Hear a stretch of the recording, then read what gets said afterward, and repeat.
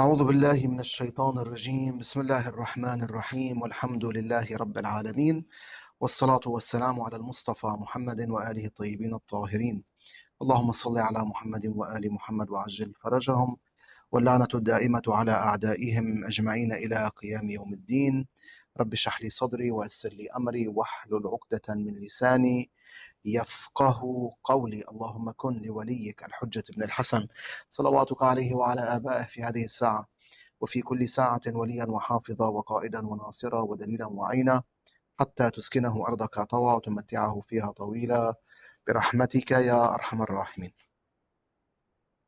All right, so last year we began studying the chapter of Khalal regarding Salat, meaning the chapter that speaks about mistakes or errors that a person might perform in prayer. And the scholars believe that this is a very important chapter because a fallible human being might one day make a mistake in his prayer. And when that mistake happens, we have to find out, is the prayer valid or invalid, right? If it's invalid, then we have to repeat it. And if it's valid, then there wouldn't be need of repeating the prayer. So this is one of those, let me call them practical or say very practical chapters. Fiqh, all of fiqh is practical. Yes, when we're talking fiqh, we're talking about laws. Afwan? When we're talking fiqh, we're talking Islamic laws. We're talking about laws that obviously are implemented, that a person will have to follow. Makes sense? But then again, there are certain chapters that might not apply to certain individuals. Like what? Like the chapter of business. If I don't perform business transactions with people, I stay away from that. Jayyid? Then that chapter of fiqh does not apply to me. And if it applies to me to a minimal degree because I don't have a business. And I try to avoid business transactions as much as I can. Yes, sometimes I'm going to buy food, drinks, and the likes. That's why I said some laws will apply to me. But the majority of the laws regarding business transactions will not apply to me. Make sense? Whereas when you have a businessman, he owns a company. Jayid, he has goods, he has commodities that he's buying, he's going through business transactions, so on and so forth. He needs to study the chapter of business called the chapter of tijara to ensure that his transactions are valid, that he's not doing anything unlawful, anything haram. So this chapter particularly, al-khalal, the chapter of errors, is a very practical chapter because at any point someone might perform a mistake in his or her prayer. Sahih?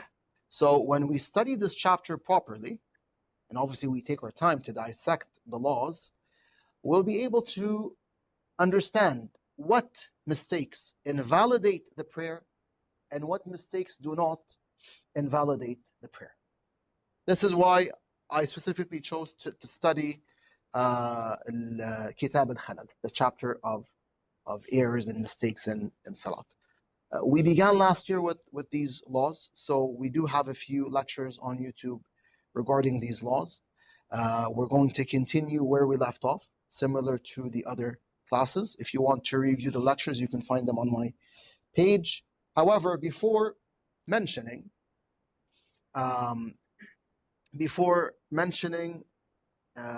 or going into one of the verdicts for today, I want to mention a few points regarding fiqh. These are general points regarding Islamic laws that someone should keep in mind. Okay?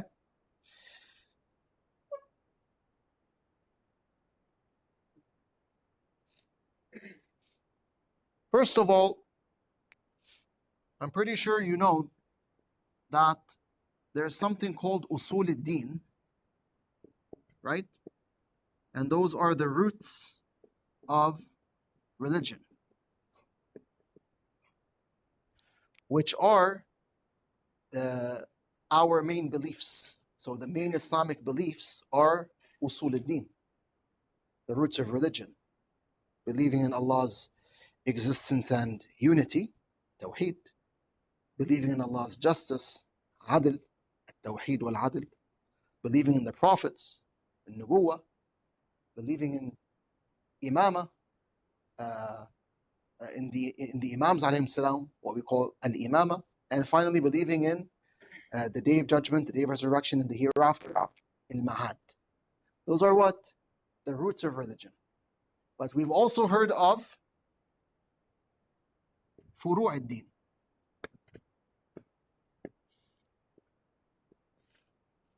Furu' ad-Din, which are the branches of religion. Can you name me some Furu' ad-Din? Not all, just some. Yes. Salat, performing prayer. Yes. Hajj, pilgrimage. Saum, fasting in the month of Ramadan. Haidar. Paying khums. Bravo. Yes. Paying zakat. Okay. Enjoining good, forbidding evil. Al-amr bil-ma'ruf wa nahy anil munkar. Il-jihad, battling in the path of Allah subhanahu wa ta'ala. Obviously when there's a need to battle. And al-tawalli wa tabarri. Okay. So believing in the wilaya, in the guardianship and authority of Ahlul Bayt alayhim salam, and disassociating ourselves from their enemies. Those are all what? Furu' ad-Din. If I want to be more precise in my words, I'll say these are part of Furu' ad-Din. Because Furu' ad-Din are what? They are all Islamic laws. Okay? So when we say Furu' ad-Din, we're talking about all Islamic laws. The minor Islamic laws and the major Islamic laws. Usually when you say, what are Furu' ad-Din? People mention the 10 obligations that we just mentioned right now in the class. These are essential ahkam, essential laws. But they're not the only laws out there. Make sense? So the obligation of prayer, that's an essential law. The obligation of fasting, it's an essential law. But you have others as well, like the forbiddance of wine, the forbiddance of pork, the forbiddance of adultery, the forbiddance of killing innocent human beings, so on and so forth. So to be more precise, Furu' ad-Din doesn't only refer to the 10 obligations we mentioned, it refers to all laws, whether we're talking about minor laws or major laws. واضح? Yes.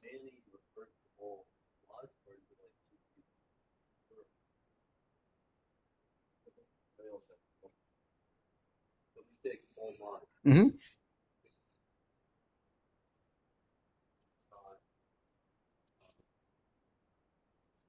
Exactly. All the laws. Ahsant. The minor ones and the major ones. So for example, the forbiddance of wine is what? Is a major law. It's a major law. The obligation of prayer is a major law. But then you have minor laws, like, let's say, the obligation of replying to the salam of the believer. When a believer tells you salamun alaykum, right? It's mustahab for him to initiate the salam, صح? But when he says salamu alaykum, it's wajib on you to reply with salam. It's wajib. جيد. So you can consider that a minor law, but it's a law. It's a law of God subhanahu wa ta'ala. So Furu' ad-Din refers to all the laws, the minor ones and the major ones. خوش? طيب. This was the first point I wanted to mention. The second point is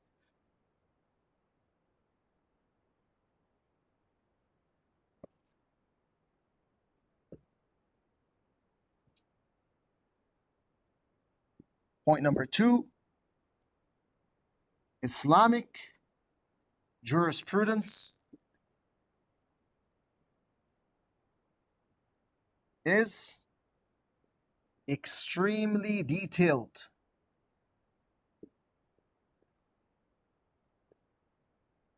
extremely detailed. Okay? Such that our scholars tell us every action has a law. Every action you do, even if it's a wink, you wink at someone, or you lift a finger, or you lift your arm, that's an action. صح? Every action you do has a law in the book of God subhanahu wa ta'ala.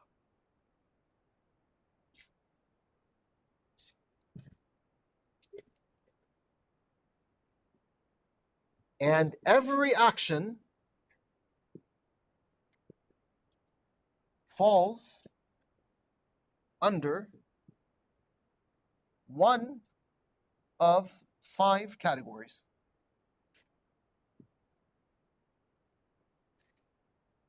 Does someone have an idea what are those 5 categories?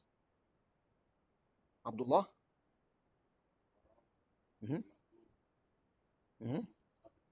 Sant. Yes, Ali. What's mubah? So, haram is unlawful, something that's unlawful. Wajib is what? Something that's mandatory. Mustahab is something that's recommended. So Allah Ta'ala tells you to do it, but He doesn't obligate you to do it. If you do it, you get rewarded. If you don't do it, you don't get punished. صح? For wajib, whatever is wajib, Allah commands you to do it, and He tells you you cannot not do it. So you can't refrain from it. If you refrain from it, there's a iqab, there's a punishment. Okay? Haram, He tells you not to do it. Whatever is haram, He tells you not to do it. And He tells you you don't have the option of not doing it. You have to refrain from it, such that if you do it, you will deserve punishment. Make sense? Makruh is something that's disliked. So Allah tells you not to do it, but He doesn't obligate you to refrain from it. So if you refrain from it, you'll get thawab, you'll get rewards, because you're listening to Allah subhanahu wa ta'ala. But if you do it, you will not be punished, but you will receive some sort of harm. That's why Allah is telling you don't do it, right? It is harmful. But it's not as harmful as the muharramat, whatever is unlawful. Make sense? Hence Allah tells you, okay, if you want to do the makruh, you may do it. But if you want my advice, Allah's advice, Ahlul Bayt's advice, stay away from it. واضح? Not to forget, certain deeds are not only makruh, they're very makruh. Make sense? They're really makruh, really makruh. So a person should try his best to avoid those. We have a list of deeds that are disliked, and you can find them scattered throughout the narrations of Ahlul Bayt alayhim salam and the books of jurisprudence. I'll be honest, it's not the easiest task to avoid all makruhat. It's difficult, not the easiest task. But if we want to start somewhere, let's at least start with refraining from the things that are really makruh, that are very disliked. Make sense? And then you have mubah. يلا جاي عندك عبد الله. You have mubah. What's mubah? Mubah is something that's lawful. Okay? So mubah means lawful. Or if you want, say allowed. Something that's allowed. Allah tells you, you can do it and you can leave it. Up to you. جيد? مثلا, I want to drink water. Can I, ya Allah? He says yes. I don't want to drink water right now, at this very moment. Can I refrain from that, ya Allah? He says yes. Up to you. جيد? As for refraining from drinking water at all times, that's what? That's haram. Because it'll kill you, right? And you can't commit suicide. So if someone says, I'm not going to drink water until I die out of thirst, that's haram. You can't do that. You have to do what it takes to preserve your life, to protect your life. So that's mubah hali. واضح? Is that clear? Okay.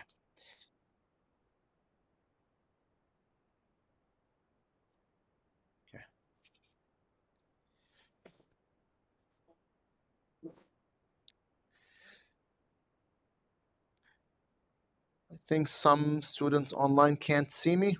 Can everyone see me? The students who are online? Yes, we can see. Yep.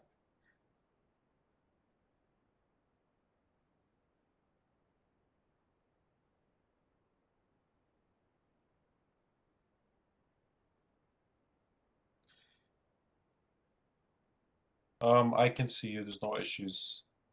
Tamam. Can anyone not see me?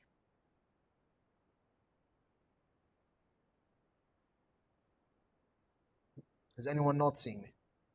That's my question.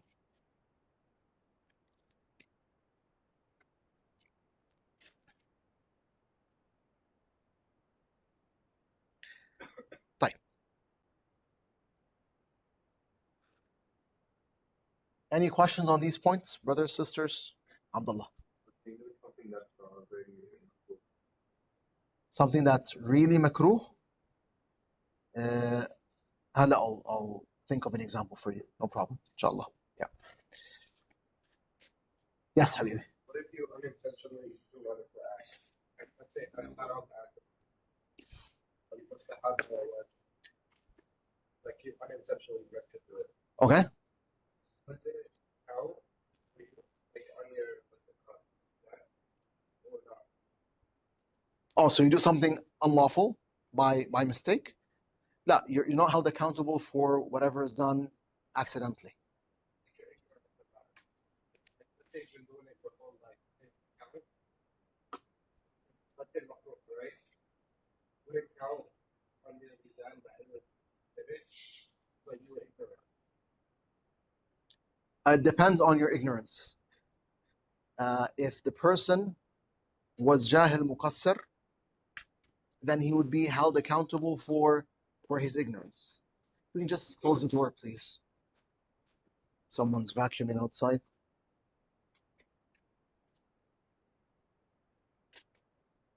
Okay. So, it depends on the type of ignorance, Hussein. Jayid? Let me write that down, and it's an important point as well before I continue with these points. So, when we're talking about ignorance, what we call jahil, okay, we have two types of ignorance. We have jahil qusuri,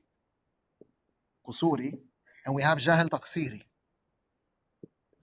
So jahil, the one who's ignorant, is either jahil muqassir or jahil qasir. طيب, what does that mean?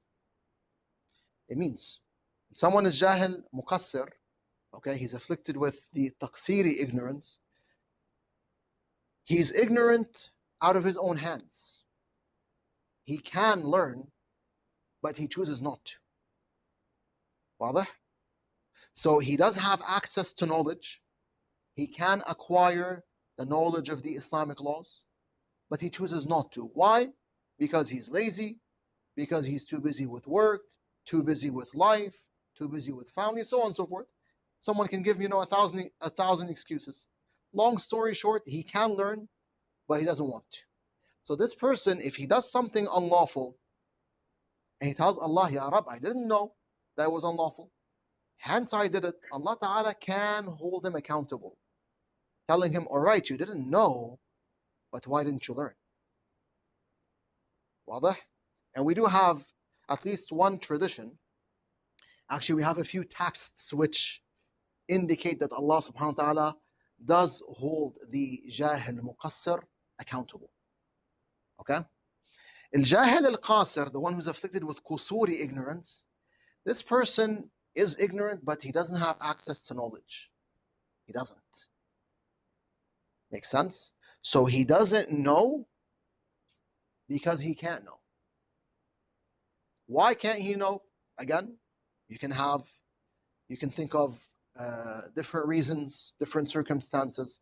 مثلا, someone wants to learn, but unfortunately he's living in the era of a tyrant. And the tyrant isn't allowing his community, the people that he's ruling over, he doesn't allow them to find out about the truth. They want to know, but they can't know because of that tyrant. واضح? Yeah. So here they don't have access to knowledge. Hence they're juhal qasirin, not muqassirin. Yes.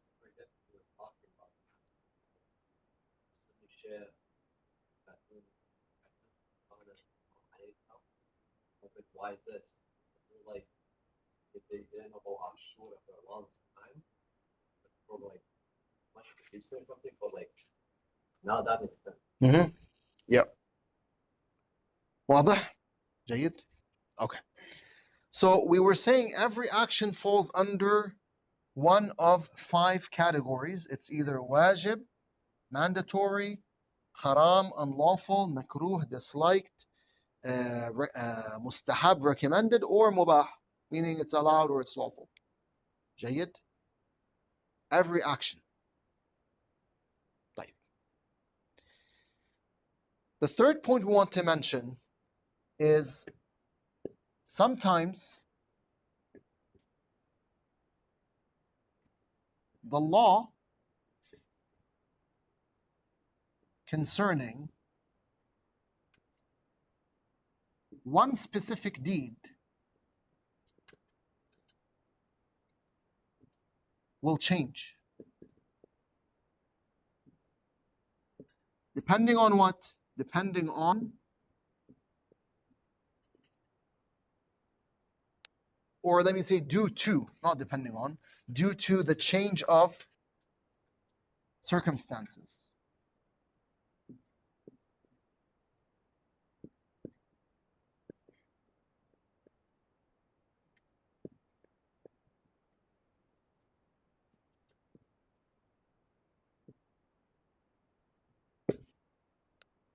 So when you're talking about Islam, when you're talking about this, the Islamic set of laws, you're talking about a rich set of laws that presents, different laws regarding one specific action, and each law will pertain to a specific situation, to a specific scenario. واضح? So you might have, let's say, an essential law pertaining to a particular deed, but that law will change in certain circumstances. Like what? Yes.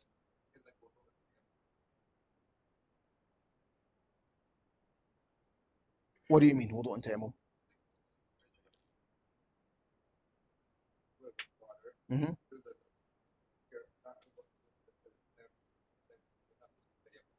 Okay.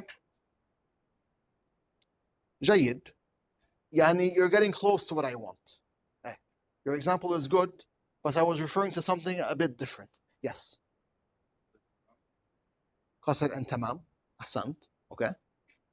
جيد. Yeah. قصر and tamam, I think that's a better example. When you're not traveling, you pray tamam. صح? If you prayed qasr when you're not traveling, your salat would be what? Invalid. Because you're missing 2 rak'ahs from Salatul Dhuhr, Asr and Isha. You're deliberately missing 2 rak'ahs, so your salat is invalid. جيد. But when you travel and the conditions of traveling are fulfilled, جيد, if you purposely pray tamam, knowing you have to pray qasr, what happens to your salat? Becomes batil, becomes invalid. Allah at that point wants you to pray qasr. So He wants you to omit the 2 last rak'ahs. You tell Allah, Ya Allah, no, I want to seek nearness to you, and I want to do 4 rak'ahs. Allah tells you no. If you're a true worshipper, you're a true Muslim, you listen to my commands. I'm the one who decides. When you're traveling, I want 2 rak'ahs. You want to pray more than 2 rak'ahs? Pray mustahab. You can pray salat, you can pray 2 rak'ahs whenever you want. Keep this in mind. Whenever you want to do 2 rak'ahs, qurbatan ila Allah, you can pray 2 rak'ahs. You can do 2 rak'ahs. Muslim bin Aqil alayhi salatu salam, before his shahada by a few minutes or seconds, few minutes, right? He told the enemies, I want to do what? Salat. He wanted to pray 2 rak'ahs, 2 final rak'ahs before he leaves this finite world. Alayhi afdal as-salat was-salam. Salawatullah wa salamu ala Muslim. Sheikh, Yes. can you please read the board? It's hard for me to see it. Can you read it for me, please? Yeah, so we wrote sometimes the law concerning one specific deed will change due to the change of circumstances. Allah, can you hear me? Allah, can you hear me? Yes, Sayyidina. For example, we can have the example of, for example, if somebody is dying and he don't have anything to eat, but only he has, for example, some haram things to eat, for example, a pig. So he can eat in that circumstances just to save his life. And Son, this comes into this ruling. Yes. son, exactly. Exactly. That's a perfect example. Other than the qasr and tamam example. عفواً. Other than the qasr and tamam example, the one you gave is perfect. Did you guys hear the example? No, other than qasr and tamam. So basically, when a person is about to die out of starvation and he only has, let's say, pork, you can eat the pork, صح? But essentially you can't eat it. It's not lawful for you to eat pork. So the essential law regarding pork is what? Is hurma, it's forbidden. But in a case of necessity, when you're, for example, about to die out of starvation, and the only option is either dying or the only options you have is either dying out of starvation or eating pork, then here you can eat it. Sahih? Yes.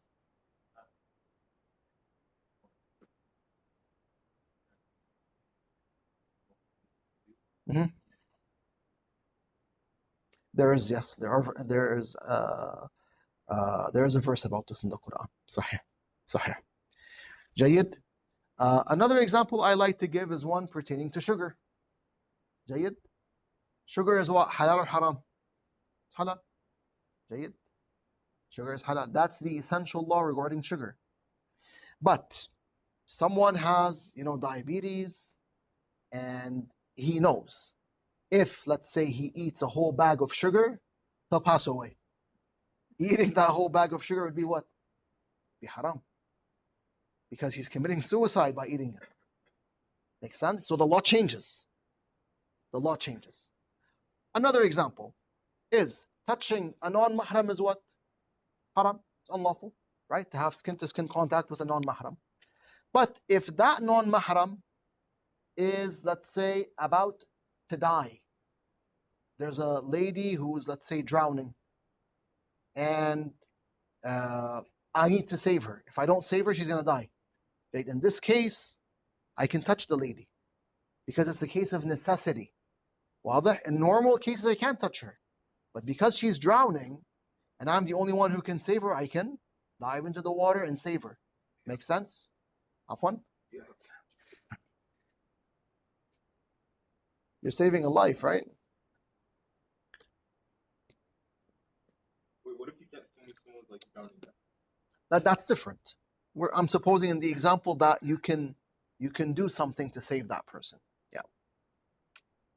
And if you can't, that's a different scenario. Again, each scenario has its own law. And the reason I'm mentioning this, that each scenario has its own law, the Islamic set of laws is very detailed. The reason I'm mentioning this is, in many cases, we might ask questions about certain issues, about certain deeds, but we won't be able to give a precise answer to the question unless we refer to who? To the marja. Unless we refer to the marja. Yes, so sometimes what happens is we're going to have questions about certain issues, certain deeds. But because the Islamic set of laws is very detailed, one will not be allowed to simply, give his opinion, which will be based on assumption regarding that law. In order to pass a fatwa, you need ilm, you need to have knowledge. You need to know that what you're conveying is actually true. So if we don't know a particular law regarding a specific deed, we must refer to the marja to find out. Now, when we look at Ar-Risala al-Amaliyya, the book of jurisprudence, the Maraja mention a lot of laws. Yani in Minhaj al-Salihin, you have over 3,000 laws.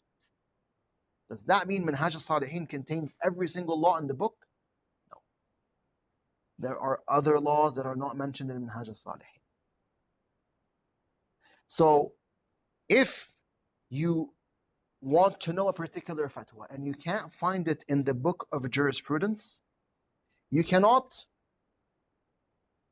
come up with your own fatwa, with your own verdict, based on what you know from the Islamic set of laws. Rather, you have to refer to the marja and make sure if, and make sure what is the correct fatwa regarding this issue. Make sense? Make sense? Right.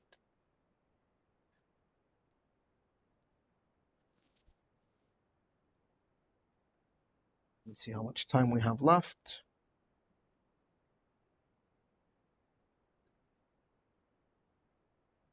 Okay.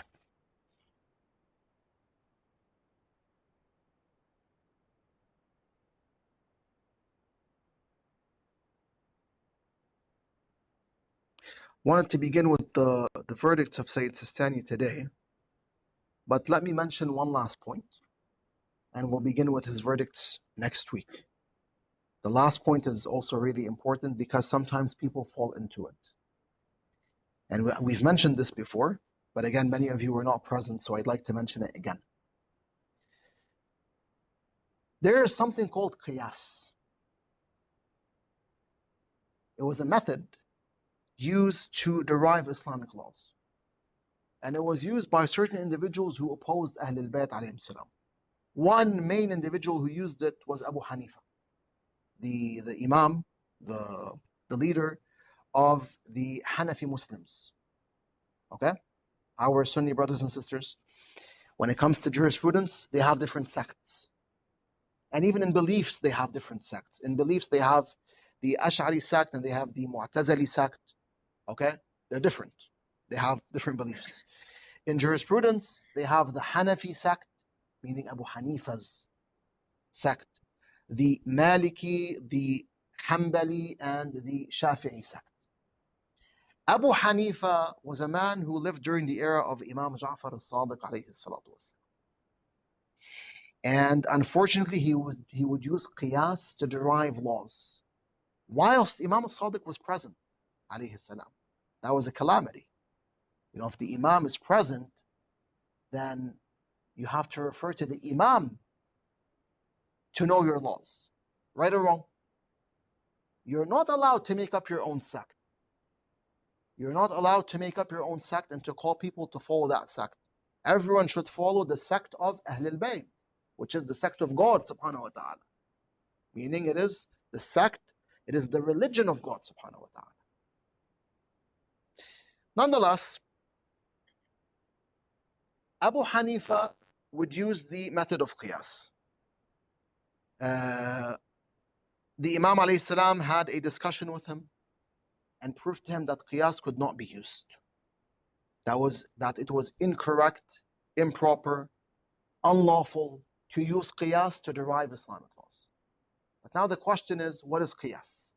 Right? What is qiyas? We need to understand this issue because, as we said, sometimes people fall into it. We might even fall into it. We might do qiyas and we might say, well, you know what? Because so-and-so is lawful, then X, Y, and Z should be, let's say, haram or should be halal. Okay? So what is qiyas? Let's understand this issue and we'll conclude the lesson for today. Bi-idhnillah subhanahu wa ta'ala. So now we want to talk about the method of qiyas. You can call it the method of comparison.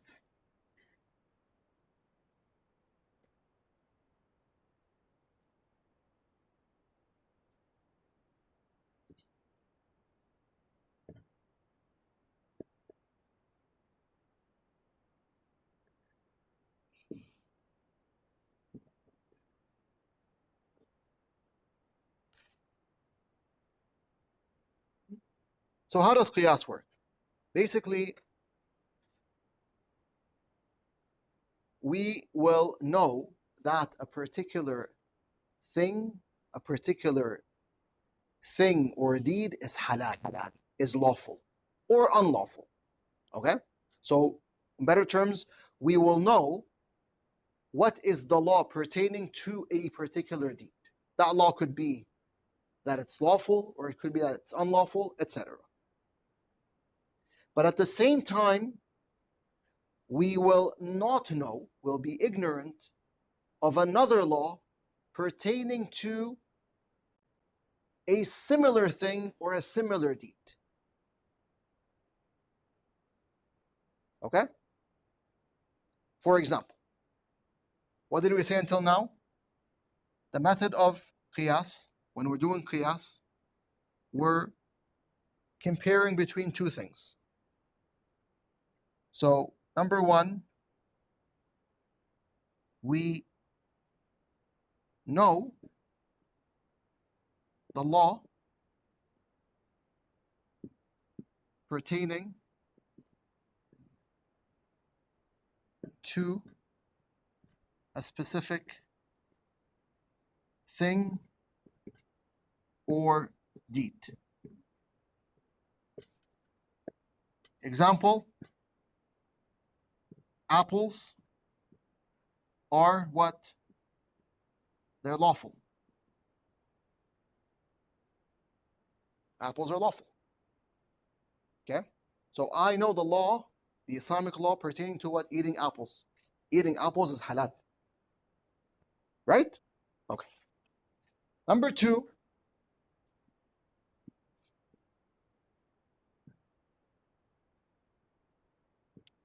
we don't know or we won't know the law pertaining to another specific thing or specific deed.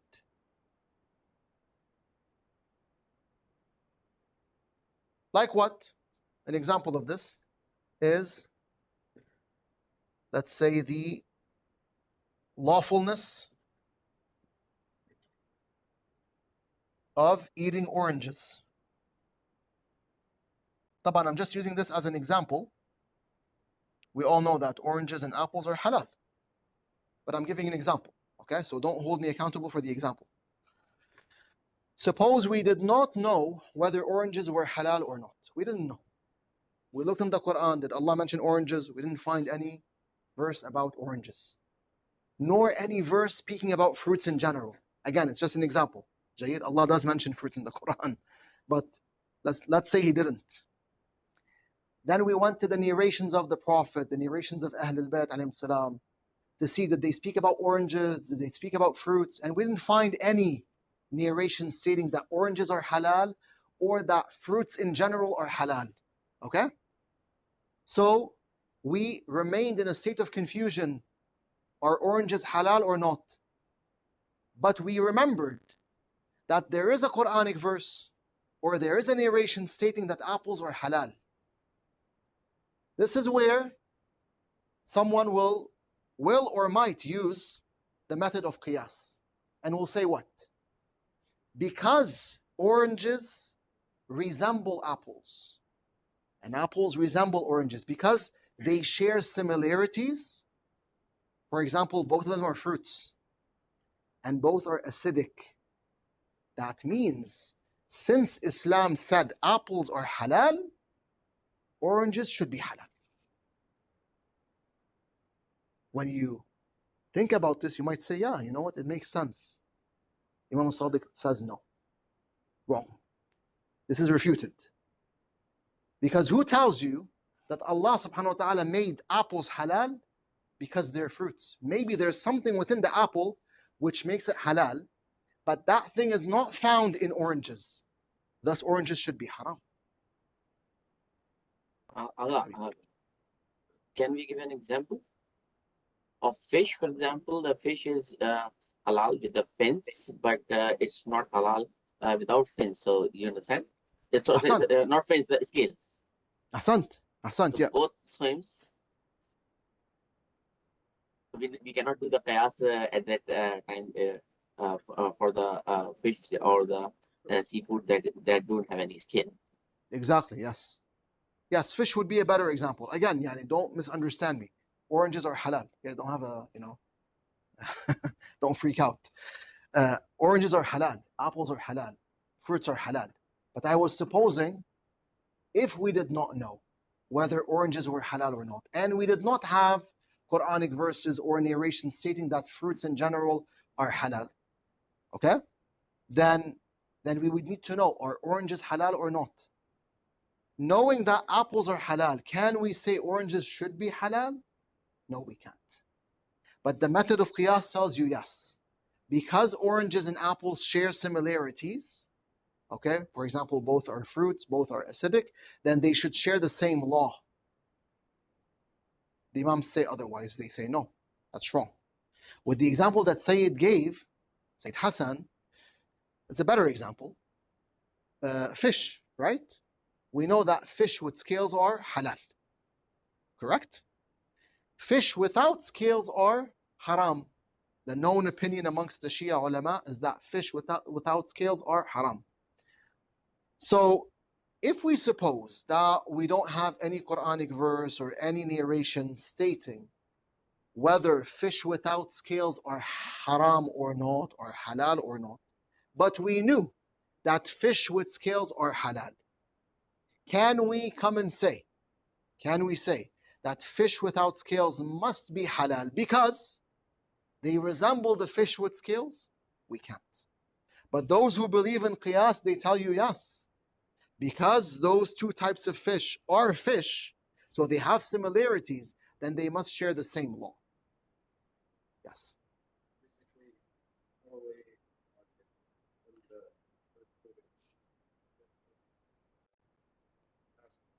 right? So just technically, only because they're similar, logically speaking, we could put them as if they were both halal. That's what the method of qiyas would be saying. But we don't believe in that. Okay? So as we said, the way the method of qiyas works is, number one, we know the law pertaining to a specific thing or deed. And then we don't know the law pertaining to another specific thing or deed. Okay? And these two things that we're talking about, or these two deeds, are somewhat similar. So let's write that point down. We didn't write it down.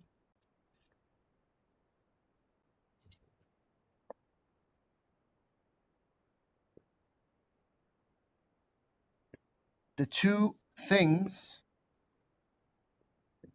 or deeds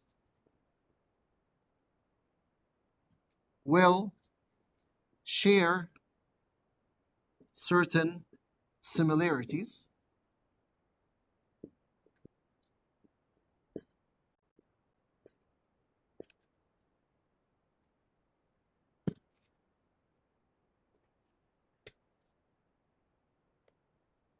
Hence, one will say the two things or deeds must share the same law.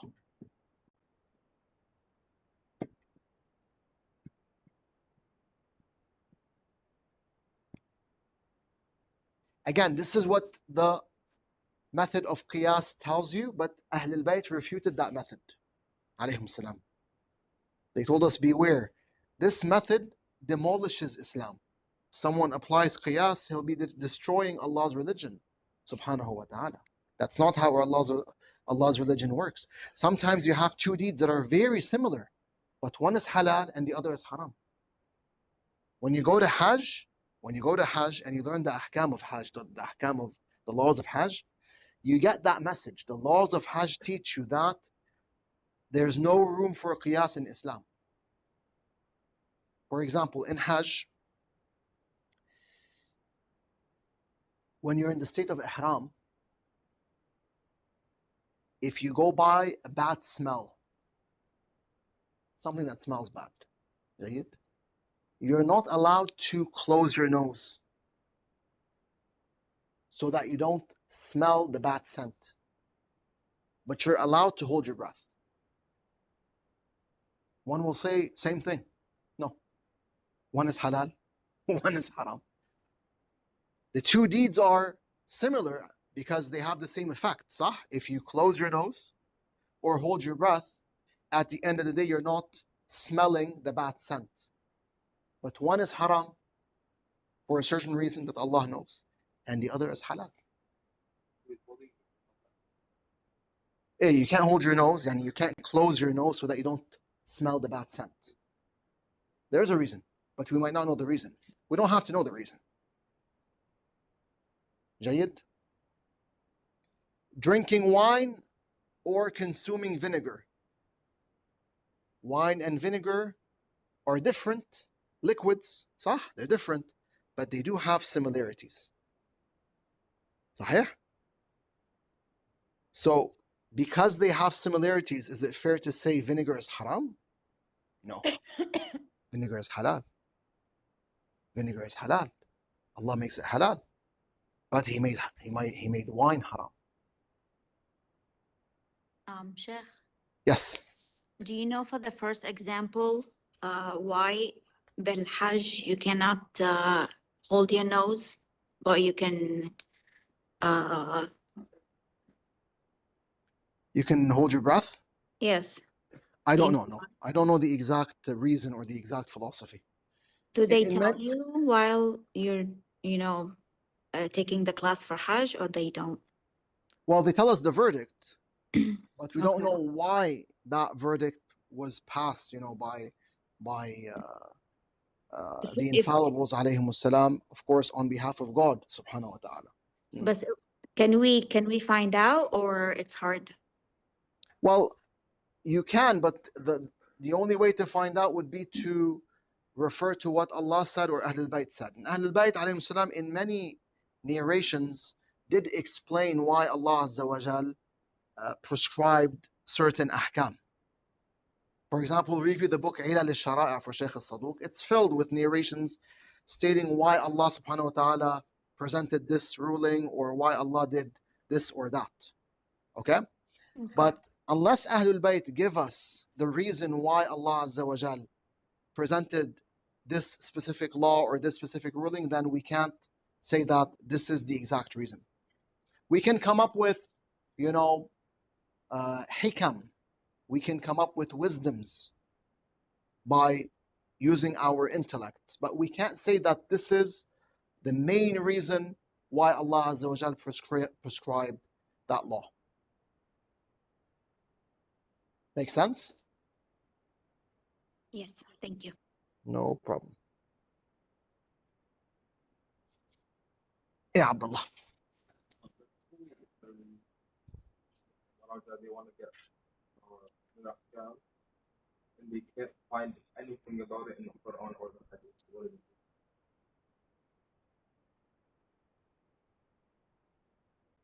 It's a very good question. Let me leave it till next week.